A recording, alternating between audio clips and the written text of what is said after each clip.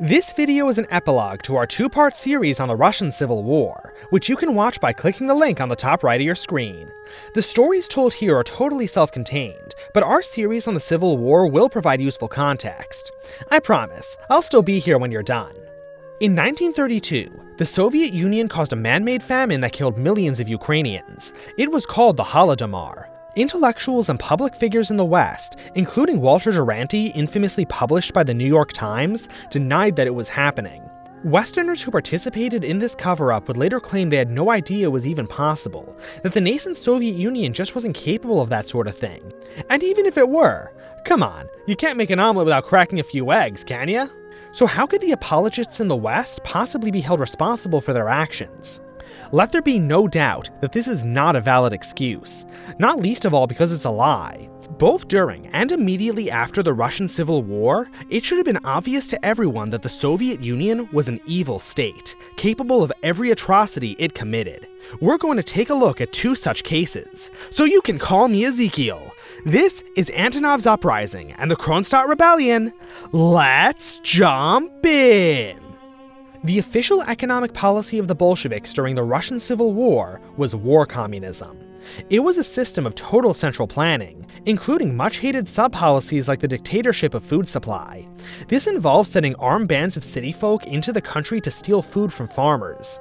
As communists, they were sure to attack the most successful farmers known as kulaks.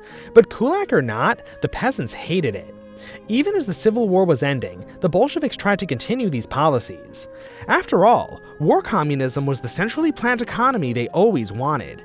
This meant that Red Russia would starve for the entire Civil War, eventually suffering a famine that would kill millions.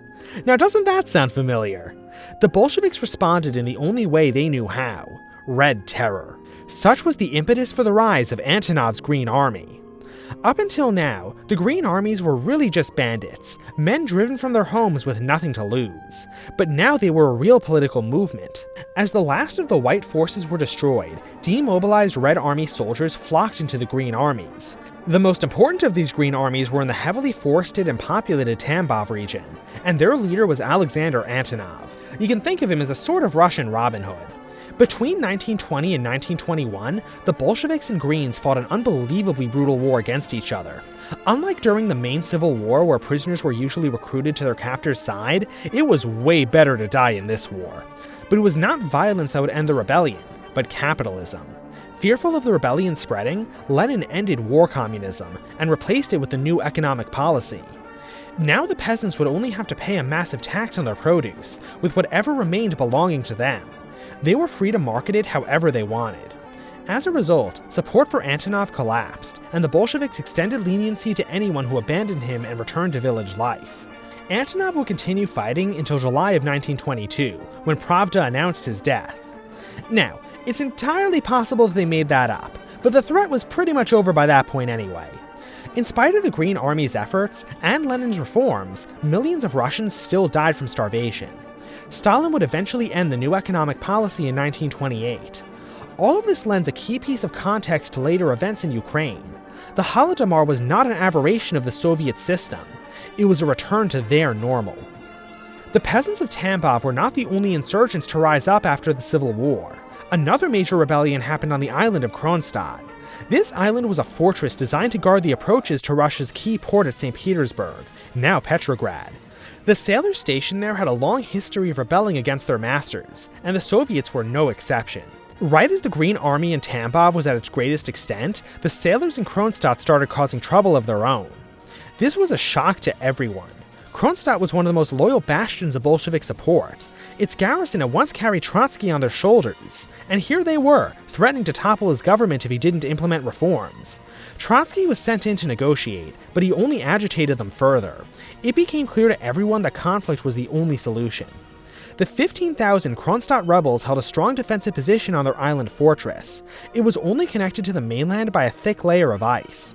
The Soviet advance would have no cover from machine gun fire, and the rebels' artillery could blow holes in the ice, sinking Soviet troops into the freezing water below. While Kronstadt was low on food and ammunition, time was actually on their side. The ice was due to melt soon, and the Bolsheviks had few warships. As soon as the ice connection was melted, they could almost certainly expect resupply and support from the Allies, who would have absolutely loved to control a naval base just off the coast of Petrograd.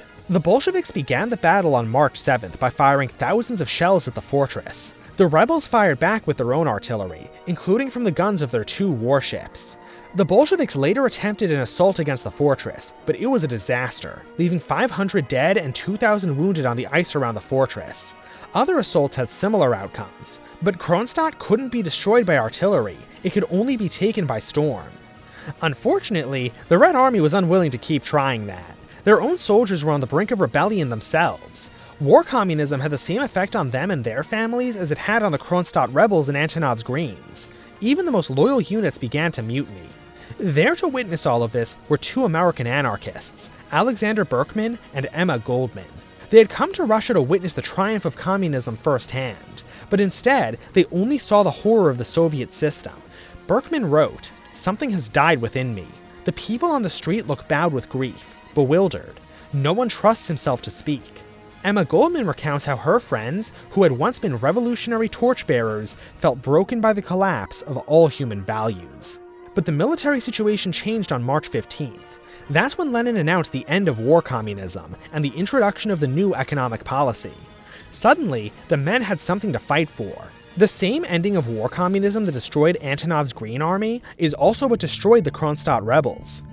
On March 17th, the day after a major artillery barrage, the Red Army charged across the partly melted ice. But by this point, much of the surface was covered by a couple inches of water. This would sometimes hide massive holes that could swallow up entire units. The Kronstadt rebels also mined the ice field, but the Reds attacked through it anyway. After brutal fighting, on the afternoon of March 18th, the rebels were defeated. 8,000 of them escaped into Finland, while the prisoners were either shot or sent to the Solovki prison camp. Some who escaped were offered amnesty if they returned to Russia, but that was only a ruse. Anyone who returned got sent to concentration camps. Emma Goldman and Alexander Berkman would soon leave for Germany. And in her work, My Disillusionment in Russia, Goldman told the world everything she'd witnessed. Our 2 anarchists were not the only witnesses to the horror of the early Soviet Union, so let no one tell you that they had no way to know about it. And that's Antonov's Green Army and the Kronstadt Rebellion. Don't forget to like this video, leave a comment, subscribe to the channel, and hit the notification bell. And if you'd like to help us make more videos like this one, support us through Patreon, Subscribestar, becoming a channel member, and PayPal, links to all of which can be found below. Thanks for watching. Кровавая хмельная, хоть бой, хоть волком вой, страна моя родная, а что ж ты делаешь со мной? Последний выстрел сердцем скрещен,